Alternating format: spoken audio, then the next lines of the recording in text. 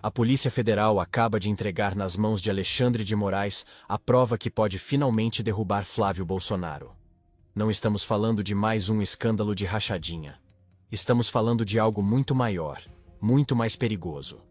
Documentos e áudios conectam diretamente o senador ao Comando Vermelho, a maior facção criminosa do Rio de Janeiro. E a jogada de Xandão para expor tudo isso foi simplesmente brilhante.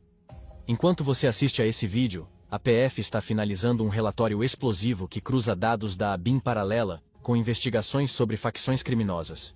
O que eles descobriram? Que o dinheiro desviado no esquema de rachadinhas de Flávio não sumiu no ar. Ele irrigou uma rede que conecta milícias, tráfico de armas e o Comando Vermelho. E tem mais. Aliados diretos de Flávio, no governo do Rio, foram flagrados em reuniões secretas com líderes do CV. Fotos, áudios, documentos, tudo está na mesa de Moraes agora. Mas calma, antes de eu te mostrar cada peça desse quebra-cabeça explosivo, você precisa entender como tudo começou. Porque essa história não começa com facções. Começa com um esquema aparentemente simples de desvio de salário. Só que esse esquema virou a porta de entrada para algo que ninguém imaginava. Tudo começa em 2007, quando Flávio Bolsonaro assume como deputado estadual no Rio de Janeiro. O esquema era simples, quase mundano comparado ao que viria depois. Funcionários do gabinete eram obrigados a devolver parte dos salários.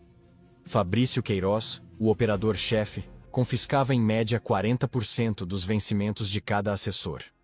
Entre 2007 e 2018, o Ministério Público do Rio estima que mais de 6 milhões de reais foram desviados dessa forma. Mas aqui está o detalhe que a maioria das pessoas não percebeu na época. O COAF identificou uma movimentação de 7 milhões de reais nas contas de Queiroz. 7 milhões. De onde veio esse dinheiro a mais? A resposta estava escondida na folha de pagamento do gabinete. Tinha gente ali que nunca pisou na Assembleia. Funcionários fantasmas. E não eram funcionários quaisquer. Eram mãe, esposa e parentes de milicianos. Gente ligada ao crime organizado do Rio de Janeiro. O próprio Jair Bolsonaro admitiu que 40 mil reais desse dinheiro foram parar na conta de Michele Bolsonaro. Mas isso é só a ponta do iceberg. Porque o grande segredo das rachadinhas não era apenas o desvio. Era o destino final desse dinheiro. Flávio não estava enchendo o cofre em casa. Ele estava financiando algo muito maior. E para entender o que, você precisa conhecer o homem que fazia a ponte entre o gabinete e o submundo do Rio. Adriano da Nóbrega era ex-capitão do BOPE, condecorado, considerado herói por alguns. Mas na realidade, ele comandava o escritório do crime, uma espécie de central de assassinatos por encomenda das milícias cariocas. Adriano era especialista em execuções e tinha uma conexão direta com Flávio Bolsonaro.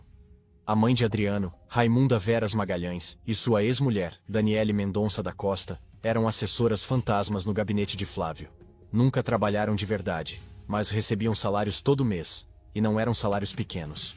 Entre 2016 e 2017, essas duas contas movimentaram pelo menos 1,1 milhão de reais. Dinheiro das rachadinhas indo direto para a família de um dos maiores criminosos do Rio. E tem mais. Em 2003, Flávio condecorou Adriano da Nóbrega com a Medalha Tiradentes, a maior honraria concedida pela Assembleia Legislativa do Rio. O miliciano que depois seria apontado como possível envolvido no assassinato de Marielle Franco, recebeu uma medalha das mãos de Flávio Bolsonaro, um assassino profissional sendo homenageado por um parlamentar que hoje é senador da República. E olha, para mim isso mostra exatamente o tipo de gente que a família Bolsonaro sempre protegeu e exaltou. Fabrício Queiroz era amigo pessoal de Adriano desde os tempos do 18º Batalhão da Polícia Militar em Jacarepaguá. Foi Queiroz quem indicou a mãe e a esposa do miliciano para trabalharem no gabinete. A conexão era clara, documentada e inegável, mas ninguém sabia ainda para onde esse dinheiro ia depois. Até que as investigações do Ministério Público revelaram algo chocante. O Ministério Público descobriu que o dinheiro das rachadinhas não ficava parado nas contas de Adriano. Ele estava sendo usado para financiar construções ilegais da milícia na zona oeste do Rio. Prédios inteiros sendo erguidos com dinheiro desviado do gabinete de Flávio Bolsonaro. E o esquema era sofisticado. Adriano da Nóbrega, junto com o Major Ronald Paulo Alves Pereira e o Tenente Maurício da Silva Costa, usavam laranjas, moradores de Rio das Pedras, para registrar construtoras na Junta Comercial do Rio de Janeiro. Tudo para dar uma aparência de legalidade ao negócio. Mas eram os milicianos que comandavam tudo. E segundo os investigadores, Flávio recebia parte dos lucros desses empreendimentos através de repasses feitos por Adriano e Queiroz. Isso mesmo. O senador não só desviava dinheiro público, como investia esse dinheiro em construções ilegais da milícia e lucrava com isso. E não dá para não ficar revoltado com isso. Um cara usando o cargo de deputado, pago com nosso dinheiro, para fazer sociedade com miliciano e construir prédio ilegal. Esse era o verdadeiro negócio por trás das rachadinhas. Mas tem um detalhe que poucos perceberam. Essa mesma região, a Zona Oeste, era palco de uma disputa territorial entre milícias e facções. Os irmãos Brazão, que mandaram matar Marielle Franco, tinham interesses imobiliários na mesma área. E sabe quem mais tinha? Flávio Bolsonaro. A milícia de Adriano não operava sozinha. Ela fazia acordos com o terceiro comando puro em algumas áreas. Adriano negociava com os dois lados, milícia e tráfico. Ele era a ponte perfeita. E o dinheiro de Flávio estava no meio disso tudo. Quando o cerco começou a apertar, quando o MPRJ abriu as investigações, quando o nome de Adriano começou a aparecer demais, algo muito conveniente aconteceu. Em fevereiro de 2020, Adriano da Nóbrega foi morto em um cerco policial no interior da Bahia. Mas as circunstâncias da morte foram no mínimo suspeitas. Ele estava escondido em um sítio de um vereador bolsonarista. A polícia chegou, houve um confronto, e Adriano foi executado. Fim da linha. A Polícia Federal classificou a morte de Adriano como queima de arquivo. Não foi só ele. O miliciano Macalé também foi assassinado de forma suspeita no mesmo período. Todos ligados ao escritório do crime. Todos com informações sobre Flávio Bolsonaro. Todos mortos antes de poderem falar. E aqui está o detalhe mais revoltante. Os celulares de Adriano da Nóbrega nunca foram periciados adequadamente.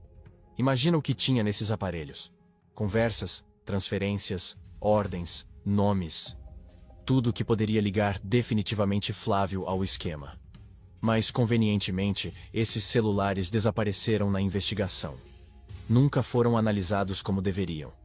Eu acho no mínimo suspeito que justamente as provas mais importantes de um caso desse tamanho simplesmente desapareçam. Difícil chamar isso de coincidência. O que Adriano levou para o túmulo? As conexões diretas entre Flávio, as milícias e as facções criminosas. Porque sim, não eram só milícias. Adriano negociava com o tráfico também. E é aí que a história fica ainda mais explosiva. Chegamos na parte que muda tudo. A prova explosiva que a PF encontrou recentemente. E essa prova conecta Flávio Bolsonaro diretamente ao Comando Vermelho, a maior facção criminosa do Rio de Janeiro. Cláudio Castro, governador do Rio e aliado político direto de Flávio Bolsonaro, foi flagrado em uma foto abraçado e sorridente ao lado de TH Joias. Quem é TH Joias? Ele é um dos maiores traficantes de armas do CV. Um criminoso de alta periculosidade, que fornece fuzis e munição para a facção. E lá está o governador, abraçado com ele, sorrindo. Mas não para por aí. A Polícia Federal obteve áudios de uma conversa entre um secretário do governo Castro e outro líder da organização criminosa. E nesse áudio, o secretário fala para o criminoso: "Você é um cara que talvez seja mais importante que o secretário de Segurança Pública no Rio."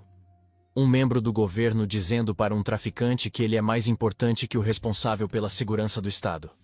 Para mim, isso passa de todos os limites. É a rendição completa do Estado ao crime organizado. E tem mais. Gabriel Dias de Oliveira, conhecido como Índio, apontado pela Polícia Federal como tesoureiro do CV, se reuniu com Gutenberg Fonseca, secretário de Defesa do Consumidor do Rio de Janeiro, do governo Cláudio Castro. A reunião aconteceu em maio deste ano.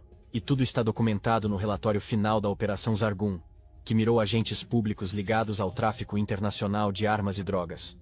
Agora, qual a conexão com Flávio Bolsonaro? É simples e devastadora. O atual secretário de Segurança Pública do Rio de Janeiro, Victor César dos Santos, é homem de confiança de Flávio Bolsonaro. Foi Flávio quem o indicou. Antes disso, Victor César era superintendente da Polícia Federal no Distrito Federal, também indicado por Flávio. Flávio não é só aliado de Castro, ele comanda a Secretaria de Segurança do Estado. Ele colocou seu homem lá. E esse mesmo Estado, sob esse mesmo comando, está fazendo reuniões com líderes da facção. A